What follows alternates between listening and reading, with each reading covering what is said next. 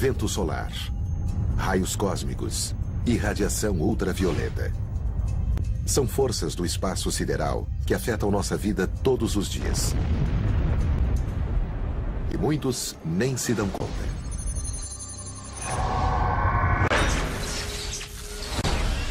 Do câncer de pele a transmissões perdidas, esses fenômenos cósmicos podem nos prejudicar. Mesmo assim, ficamos maravilhados com a beleza de uma aurora e o brilho de uma estrela cadente. Prepare-se para as maravilhas e os perigos dos fenômenos cósmicos.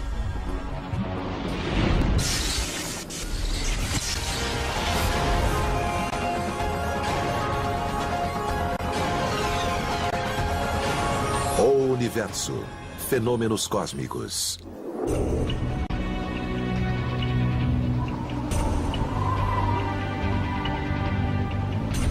É magnífico. Simplesmente emocionante. Muda cada vez que olhamos para ela. É a coisa mais linda que já vi. É uma visão incrível. Bem diferente de tudo que conhecemos. É muito estranho ver uma coisa dessas acontecendo no céu. As luzes ficam brilhando no céu. E elas mudam o tempo todo, de uma forma simplesmente fantástica. Realmente é uma experiência fora do comum. Uma vez na vida, devíamos ver esse show de luzes espetacular e psicodélico que a natureza nos dá. Este show maravilhoso é a Aurora Boreal. O nome Aurora vem da deusa romana do amanhecer e do deus grego do vento norte, Bóreas. No hemisfério sul, é conhecida como Aurora Austral. Muito antes de fascinar os astrônomos, a aurora fascinou as primeiras pessoas que avistaram nas regiões polares. Para os antigos escandinavos, a exploração para o espetáculo de luzes era igualmente fantástica. Eles acreditavam que uma raposa gigante cruzava o céu abanando a cauda e que isso fazia surgir as luzes do norte. Eu gosto dessa explicação porque não está longe da verdade. A aurora é um fenômeno elétrico e quando a raposa fica abanando a cauda, causa eletricidade estática que solta faíscas, na verdade. Um fenômeno parecido com a aurora. Para saber como acontece a aurora, terá que começar com o Sol. O Sol, além de ser uma fonte de luz, é também fonte de energia. Muita energia. O Sol emite uma corrente de partículas carregadas chamadas de vento solar. Essa força cósmica é às vezes intensificada por uma ejeção de massa coronal. O vento solar provoca um certo brilho na camada mais alta da atmosfera em qualquer época do ano. Mas às vezes o Sol tem grandes erupções, chamadas de explosão solar ou ejeções de massa coronal. É quando uma corrente inteira de partículas carregadas chega à Terra mais ou menos ao mesmo tempo. São muitas, muitas partículas. E isso provoca um fenômeno auroral muito mais intenso. A uma velocidade de até 1.200 km por segundo, o vento solar leva cerca de 2 dias para atingir o campo magnético da Terra. Conforme as partículas energizadas percorrem o campo magnético em direção aos polos, elas emitem gases na camada mais alta da atmosfera, produzindo luzes coloridas que formam a aurora. Quando as partículas energéticas atingem a camada superior da atmosfera, encontram primeiro o oxigênio atômico, que produz a emissão de luz vermelha e a emissão de luz verde, as cores predominantes na aurora. Mais abaixo, poderá encontrar nitrogênio molecular. Isso nos dá, se a aurora for muito intensa, na parte inferior da cortina verde, uma margem roxa. As partículas carregadas interagem com os gases emitidos para produzir cores fortes. A aurora funciona como um letreiro de neônio. O neônio funciona assim.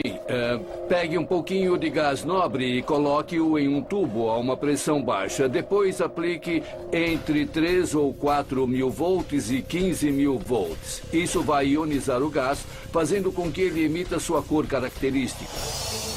Os gases disponíveis para os letreiros de neônio são o xenônio, que é azul bem claro, o hélio, que tem cor de pêssego, o criptônio, com uma cor prateada, não é um planeta, o argônio, cor de lavanda, e o neônio, o mais intenso, principalmente em uma noite chuvosa.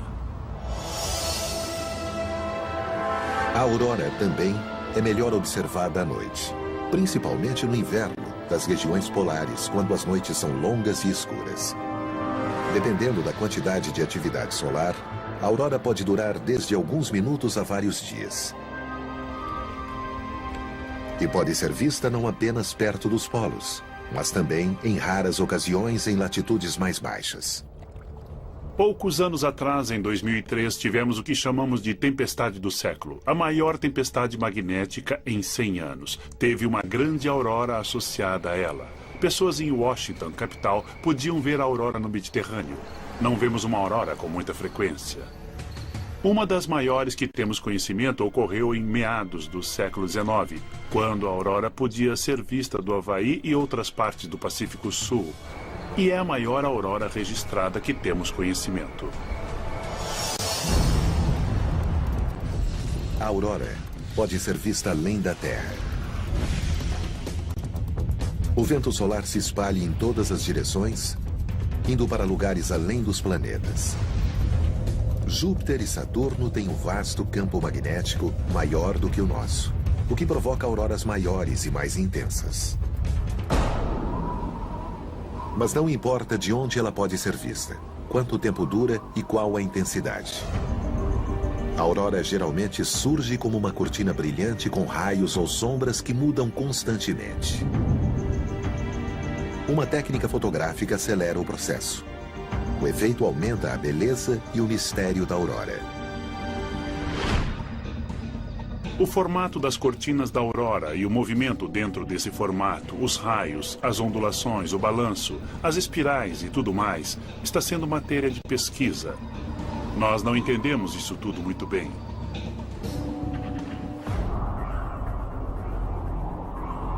Para aumentar o mistério, surgem indícios de que a aurora não só pode ser vista, como também pode ser ouvida.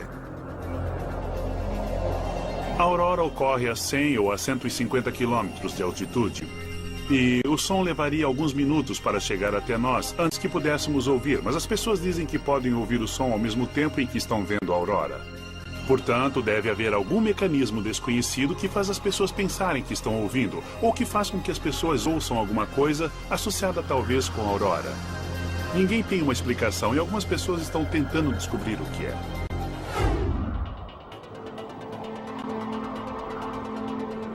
A aurora, propriamente dita, não é uma ameaça para o ser humano.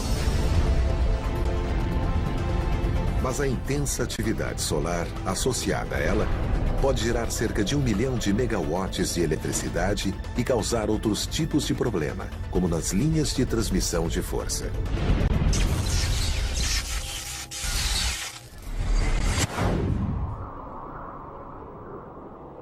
Não é a aurora em si que gera problemas com as linhas de transmissão de força.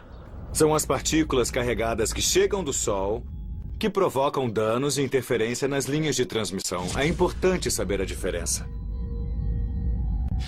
Tanto a atividade intensa quanto o movimento das partículas carregadas eletricamente que faz surgir a aurora acabam interagindo com qualquer coisa que tenha um campo magnético ou elétrico associado a isso.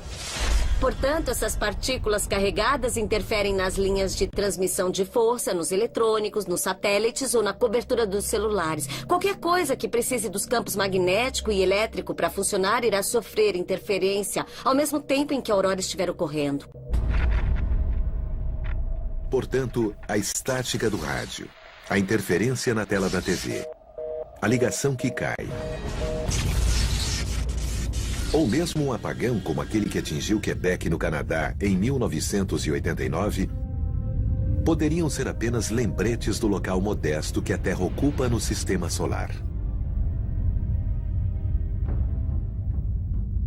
A Terra é só um planeta girando em torno do Sol, e o Sol tem uma atmosfera que se estende muito além da Terra. Portanto, a Terra está, na verdade, na atmosfera externa do Sol. Quando há alteração em sua atmosfera externa, o Sol afeta a Terra. Afeta também os sistemas tecnológicos dos quais dependemos. Embora a aurora seja apenas um efeito colateral da interação do Sol com a Terra, ela pode nos ajudar a entender o cosmos. A aurora é um bom indicador de como a alta camada da atmosfera, o campo magnético da Terra, interage com o vento solar, o vento que vem do Sol. Portanto, podemos usar a aurora como objeto de estudo basicamente. É o que a natureza nos dá para que possamos entender melhor o que se passa no resto do universo.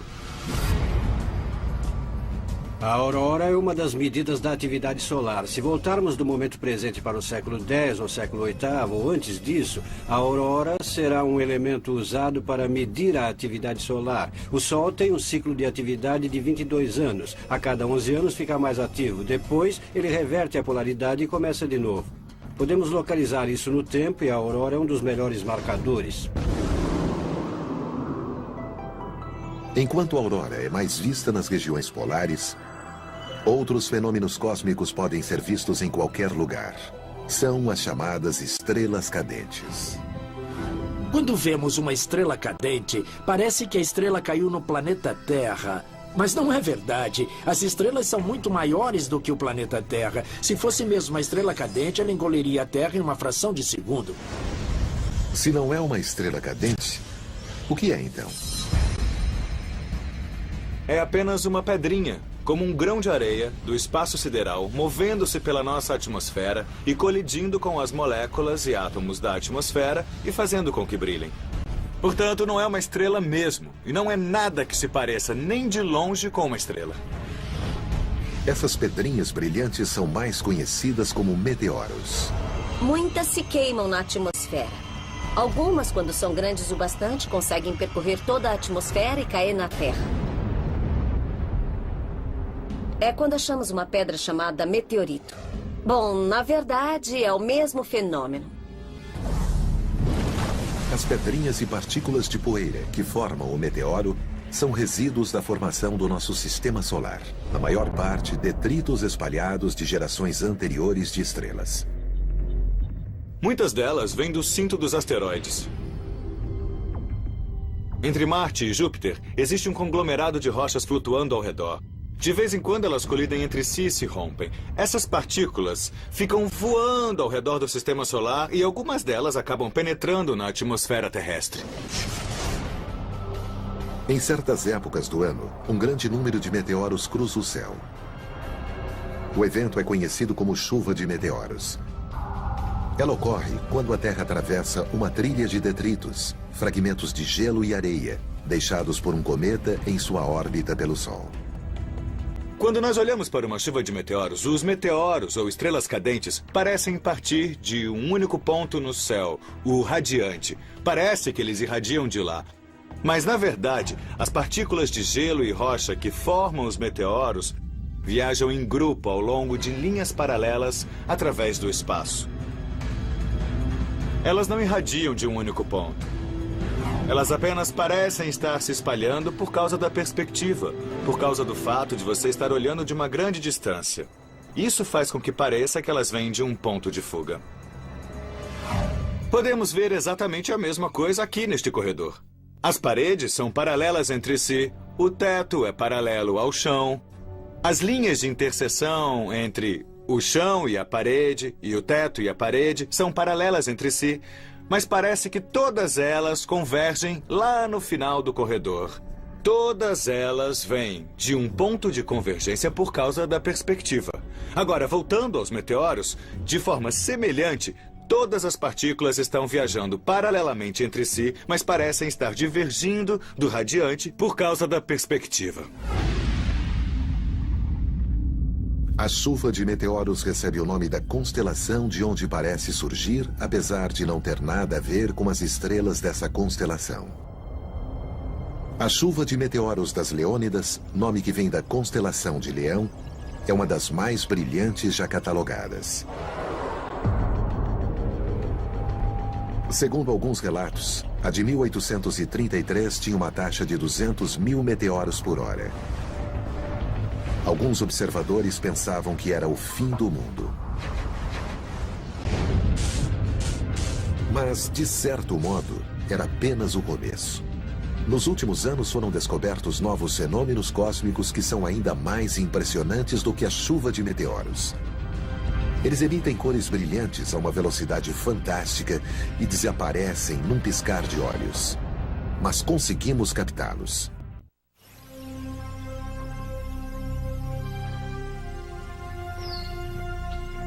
Os raios cósmicos parecem ter saído de um filme de ficção científica. Uma força invisível do espaço sideral que pode alterar o clima e muito mais. Mas os raios cósmicos são reais, embora o termo não seja correto. Os raios cósmicos são partículas, não são raios. Originalmente pensava-se que era um fenômeno de luz, mas não é. São partículas. São feitos dos mesmos elementos que são feitos o Sol, a Terra e tudo mais no universo. Os raios cósmicos são qualquer radiação que se origina no espaço sideral. Há várias fontes diferentes.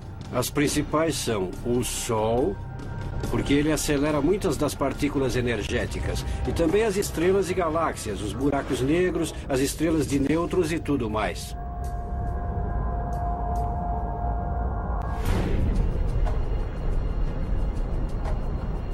Muitos raios cósmicos não são super energéticos pelos padrões da Terra.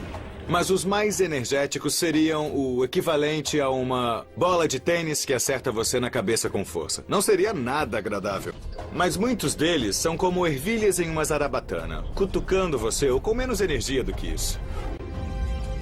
A atmosfera terrestre nos protege da maioria dos raios cósmicos. Mas essas partículas dotadas de alta energia, que conseguem penetrar na atmosfera, são potentes o bastante para causar um impacto em todos os seres vivos. Podem causar mutações no DNA. Na verdade, é uma das principais explicações para quando ocorre uma mudança genética entre as espécies. Ou seja, os raios cósmicos provocam uma pequena alteração no DNA. Isso leva a variações nas espécies de animais. Algumas dessas mutações alteram a evolução para melhor.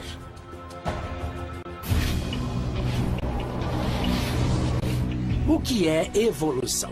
É baseada na ideia de que os genes podem mudar ligeiramente de geração em geração, fazendo com que você se adapte às mudanças do planeta Terra. Já que há radiações cósmicas descendo até nós neste momento, significa que nossos genes estão sendo alterados todos os dias por impactos de partículas subatômicas. Ou seja, podemos nos adaptar a condições variadas porque os raios cósmicos lançam os dados e isso altera nossa constituição genética. Os raios cósmicos também podem causar mutações ruins que podem levar ao câncer.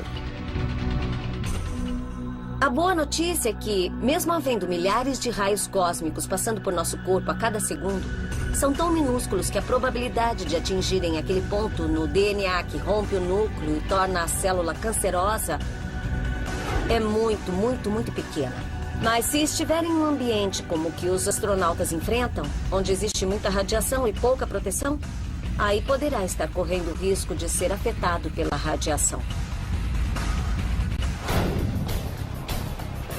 Passageiros de voos que cruzam os polos também podem correr o risco de extrema exposição à radiação dos raios cósmicos. Alguns membros da tripulação de transatlânticos, voos transpolares, usam crachás alertando para a radiação e não aconselham que mulheres grávidas sejam comissárias de bordo ou pilotos nesses voos porque há uma preocupação. Ainda não confirmaram que existe de fato um efeito, mas são cautelosos quanto aos níveis de radiação.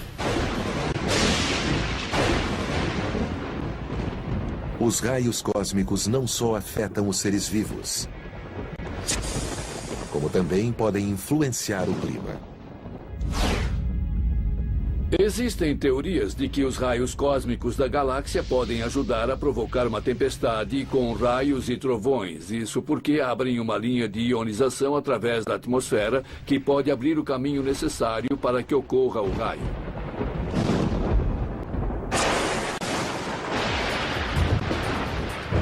Todos nós já vimos um raio durante uma tempestade. Mas por mais assustadores e espetaculares que eles sejam, estão literalmente na faixa inferior de um fenômeno relacionado, conhecido como evento luminoso transitório, que ocorre na alta camada da atmosfera. Graças aos avanços nas técnicas de filmagem, podemos confirmar sua existência. Um deles é conhecido como Sprite. Esse flash de luz com formato de água-viva surge 70 quilômetros acima da superfície da Terra e dura apenas alguns milissegundos. Sprites são uma descarga elétrica interessante que pode subir cerca de 100 quilômetros em alguns casos. Mas também pode descer a uma altitude de 50 quilômetros acima da superfície da Terra. Então temos duas correntes de eletricidade subindo e descendo. E às vezes elas têm uma tonalidade alaranjada. Isso devido à excitação de moléculas neutras de nitrogênio na atmosfera. Outro fenômeno recentemente descoberto é o Elvis. Não se trata de figuras imaginárias. Elvis é a abreviação de uma explicação longa do processo que gera essa explosão brilhante de energia com 400 quilômetros de diâmetro. Elvis significa emissão de luz e perturbações de frequência muito baixas devido a pulsos eletromagnéticos. Elvis são meio que parentes dos Sprites. A diferença entre os Elvis e os Sprites é que, como os Elvis duram por um período um pouco mais curto de tempo, só se pode ver um Elvis através de uma câmera sofisticada. E isso se captar o evento por acidente. Os Elvis não são visíveis a olho nu, porque são uma explosão curta de energia.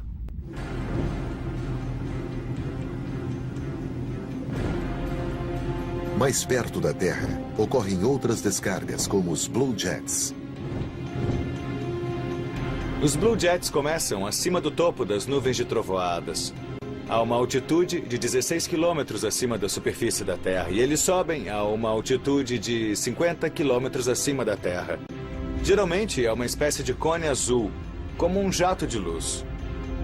E a cor azul vem das moléculas de nitrogênio neutras e ionizadas que são estimuladas pela corrente elétrica que está passando. Como foram recentemente descobertos, os Blue Jets, os Elvis e os Sprites são fenômenos que ainda não foram totalmente compreendidos. E o efeito que eles causam na atmosfera terrestre continua sendo motivo de especulação. Existem teorias de que os Elvis talvez ajudem a equilibrar as forças eletromagnéticas da Terra. De que os Elvis estariam associados a uma produção maior de ozônio. Um modo simples de entender isso é que a natureza está constantemente tentando encontrar um equilíbrio e isso acaba beneficiando a vida na Terra.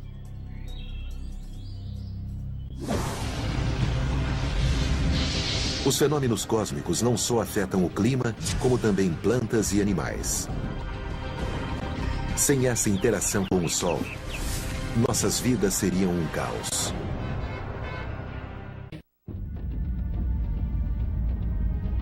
O Sol age como um relógio despertador cósmico que regula nossas vidas. Nós medimos os dias em nascer do Sol e pôr do Sol. Com as plantas é igual. Da flor mais delicada à árvore mais alta, todas contam com a força cósmica para lhes dizer o que fazer. Um bom exemplo disso é o florescimento. Existem as plantas de dia curto e as plantas de dia longo. As plantas de dia longo sentem a prolongação do sol durante o dia, que acontece na primavera. As plantas de dia curto sentem a diminuição do sol até o inverno. Os crisântemos, por exemplo, são plantas de dia curto, florescem no outono. As petúnias ou rosas da Índia são plantas de dia longo. Elas florescem quando os dias ficam mais longos. Isso tudo se deve a mecanismos e compostos químicos na planta, que podem detectar o tempo que o sol brilha.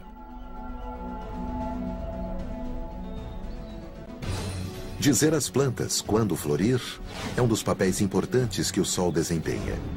Outro é o papel que o Sol desempenha na iniciação de um processo chamado fotossíntese. Sem essa interação cósmica, as plantas morreriam. E nós também.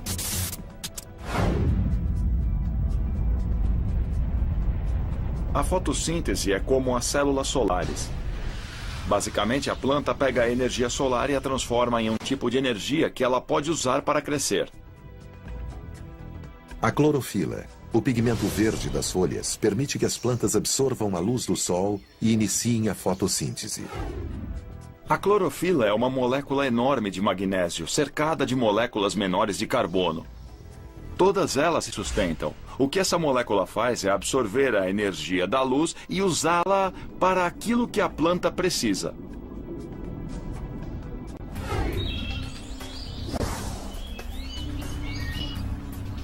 A fotossíntese desencadeia um processo complexo que faz com que as plantas transformem o dióxido de carbono e a água em açúcar, que por sua vez é usado para fazer amido, gorduras e proteínas, o alimento que comemos. Ao mesmo tempo, as plantas liberam oxigênio para respirarmos. Se a fotossíntese parasse de trabalhar, nós morreríamos. É simples assim. Isso inclui os animais. Assim como nós, eles dependem do sol para fornecer seu sustento, regular suas vidas e talvez seu modo de se orientar pelo mundo. A orientação é muito importante no reino animal. O salmão sabe o caminho de volta para o local onde foi gerado. Existem grandes migrações de alces, existem grandes migrações de animais de pasto na África, existem insetos que migram. A borboleta monarca, por exemplo, é um caso fantástico, pois as adultas que nasceram aqui em Ítaca passam o inverno no México e depois voltam para cá. Existem muitos exemplos disso, mas nós ainda não conseguimos entender muito bem como se orientam nessas longas viagens.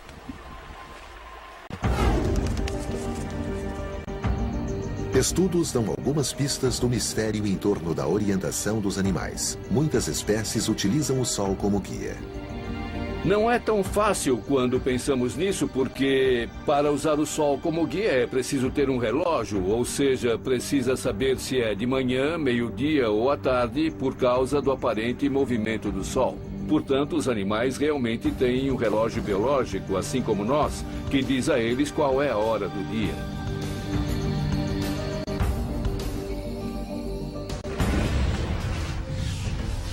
Se o clima obscurece o sol, alguns animais utilizam o campo magnético da Terra, uma força que se origina no interior do núcleo derretido do planeta. Além de apontar a direção, determina o posicionamento. Cada lugar da Terra possui uma assinatura magnética única. Se um animal tiver a percepção necessária, ele poderá usar o campo magnético da Terra para saber onde está em relação ao seu lar, observando as diferenças nos campos magnéticos. O problema de usar o campo magnético da Terra para saber a sua posição é que o campo magnético da Terra muda. Ele muda da noite para o dia. Ele muda por causa dos depósitos de ferro sob a superfície da Terra, chamados de anomalias magnéticas, e que o distorcem. Ele também varia devido a manchas solares que provocam alterações no campo. Tudo isso significa que é bastante instável. Mesmo assim, ao que parece, muitos animais se utilizam dele para se orientar.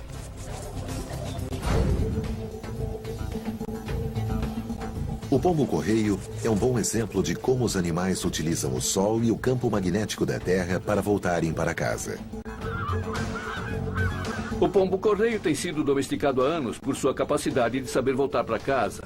Eles são criados há gerações para serem atletas do mundo dos pombos. Por isso, voam longas distâncias.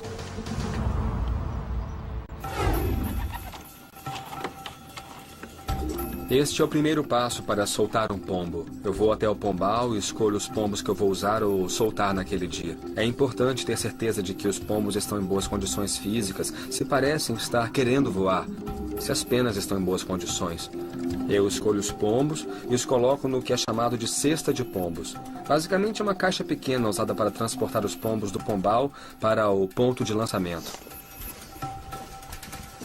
O próximo passo neste trabalho é o lançamento em si. Eu vou até um campo onde não há árvores em volta, uma área aberta. Eu abro a caixa e eu solto os pombos.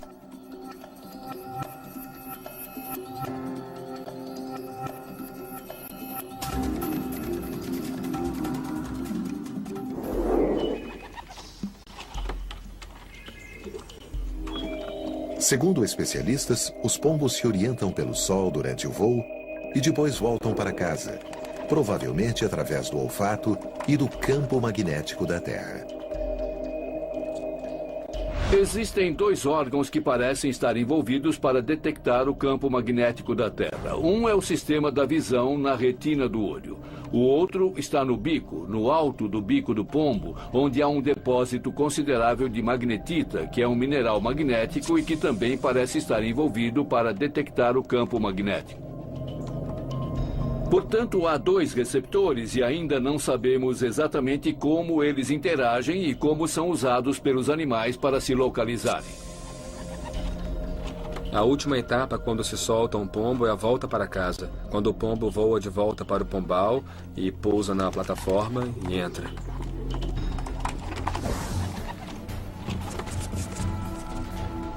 O pombo é um bom exemplo, mas não explica exatamente como os animais se utilizam do cosmo para se orientarem. É um mistério que talvez nunca venha a ser desvendado.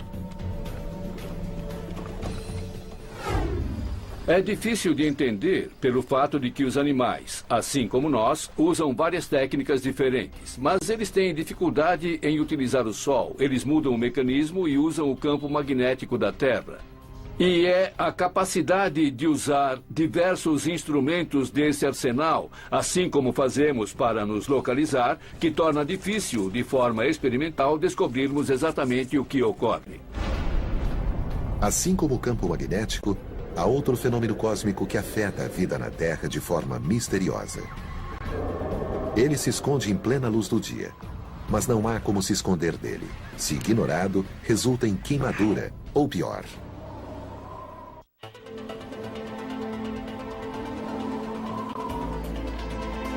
Um fenômeno cósmico nos dá o bronzeado tão desejado e uma aparência aparentemente saudável.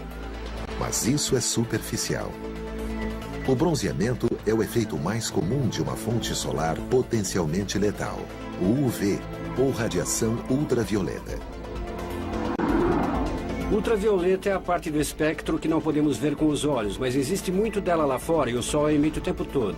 Assim como existem cores no espectro visível, existem cores no ultravioleta, dependendo da extensão da onda. Nós dividimos em 3 faixas diferentes: ultravioleta A, B e C. A radiação UVC é quase totalmente absorvida pela camada de ozônio. A radiação UVB é parcialmente absorvida e a radiação UVA é a que chega à Terra, porque é a que mais se aproxima da luz visível. O UVA é responsável pelo envelhecimento e câncer de pele. O UVB é responsável por danos à pele. Portanto, os raios UVB provocam queimaduras e os raios UVA provocam sardas e manchas do sol.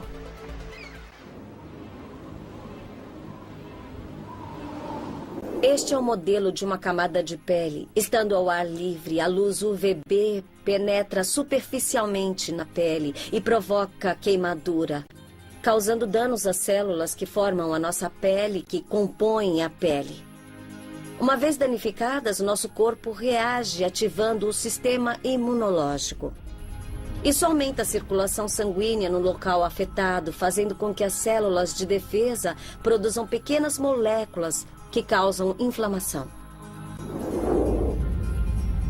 E isso é só o começo. A exposição prolongada aos raios UVB do Sol pode causar catarata e pode ser responsável pelo câncer de pele, como melanoma, uma doença potencialmente fatal. As pessoas com maior risco de desenvolver o câncer de pele com a exposição ao sol são as pessoas de pele mais clara, as de olhos mais claros, pessoas que estão sempre no sol. Aquelas que não usam um protetor solar são as que correm mais risco. No entanto, A exposição aos raios UVB tem um lado positivo: a produção de vitamina D na pele. Podemos produzir vitamina D com uma molécula inata que existe na pele mais a radiação UV, que converte essa molécula na vitamina D que precisamos para ter ossos saudáveis, o cálcio saudável, o metabolismo. Contudo, também podemos tirar a vitamina D de alimentos enriquecidos e de suplementos. Não precisamos tirar essa vitamina da radiação UV. Enquanto o UVB interage com a camada superficial da pele, o UVA penetra mais fundo, causando outro problema com a exposição ao sol. A exposição ao UVA que penetra na camada inferior da pele leva ao envelhecimento precoce, rompendo o colágeno pelo aumento de enzimas que rompem o colágeno. E as fibras elásticas da derme, que nos dão uma pele firme, saudável e jovem. O bronzeamento artificial tenta recriar os raios do sol. Mas a exposição ao sol fabricada é pior do que se expor ao sol de verdade a 150 milhões de quilômetros de distância. A indústria do bronzeamento nos faz pensar que aquelas câmeras são mais seguras, que o bronzeamento artificial é mais seguro e mais gradativo. Mas é o contrário. Na verdade, essas câmeras são mais prejudiciais à pele. O motivo é que as lâmpadas têm mais de 90% de raios UVA. E esses raios UVA causam envelhecimento e câncer de pele. A pessoa irá desenvolver câncer de pele 20 ou 30 anos mais tarde. É um fato comprovado. O bronzeamento artificial aumenta o risco de câncer de pele.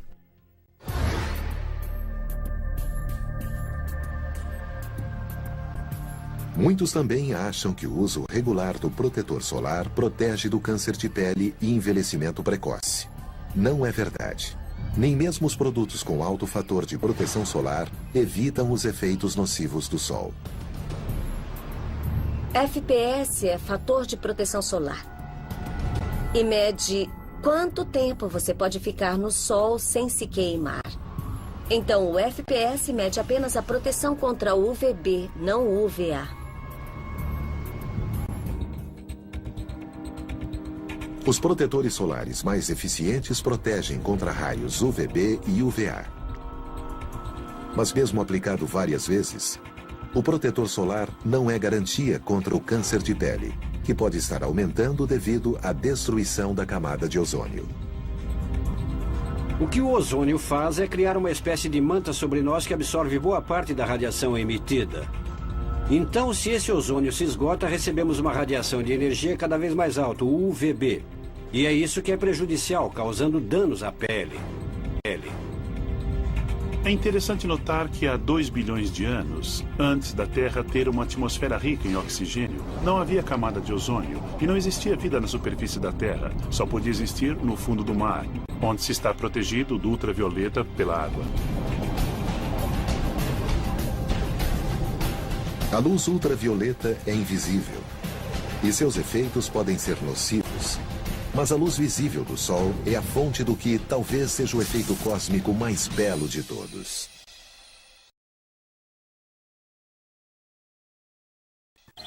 Ou estando no ângulo certo, é possível ver um segundo arco-íris. Acontece que dentro da gota de chuva, onde ocorre a difração, às vezes a luz reflete mais de uma vez. E quando reflete uma segunda vez, ela sai em um ângulo diferente, um ângulo maior. 51 graus, para ser exato. E ficará mais fraca, porque boa parte da luz escapou depois da primeira reflexão, mas parte dela sairá na segunda reflexão. O mais interessante em um segundo arco-íris é que as cores são invertidas. Então, o vermelho que está de um lado no arco-íris principal estará no lado oposto no segundo. Seja um ou sejam dois, o arco-íris não aparece em um ponto fixo no céu. Sua existência depende unicamente da localização do observador e da posição do Sol. Sob este ponto de vista, o arco-íris pode ser considerado uma ilusão óptica. De certo modo, o arco-íris é uma ilusão. Não se pode andar até o arco-íris e tocar nele ou pegá-lo. Ele sempre mantém distância de nós. porque o arco-íris é, na verdade, um conjunto de raios de luz chegando aos nossos olhos de certos ângulos. E se houver gotas nessas direções, poderemos ver o arco-íris. Mas se formos até onde as gotas estão, nós mudamos o ângulo e o arco-íris desaparece. Portanto, é nesse sentido que o arco-íris é uma ilusão. A beleza e a ciência complexa do arco-íris o transformaram em lenda. Os gregos antigos o viam como um caminho entre os deuses e a terra.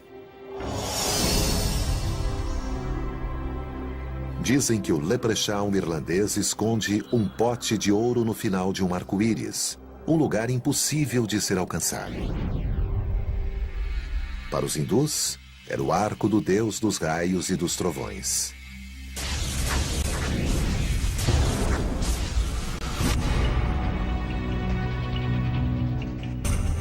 A beleza de um arco-íris, a complexidade da fotossíntese, o impacto dos raios ultravioletas, o mistério de uma aurora. Todos esses fenômenos cósmicos nos ajudam a entender nosso relacionamento com o universo. Nós somos tudo, menos espectadores passivos em toda essa demonstração de fenômenos entre a Terra e o espaço. A vida na Terra evoluiu nesse ambiente de raios cósmicos, auroras e relâmpagos. E todos os fenômenos que vemos fazem parte do ambiente em que evoluímos. Portanto, fazem parte de nós e fazemos parte deles.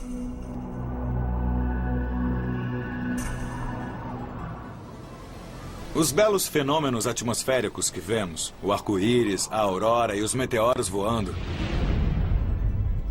assim como os efeitos nocivos, como a radiação ultravioleta do Sol, mostram que a Terra não é só uma esfera isolada, separada do resto do universo.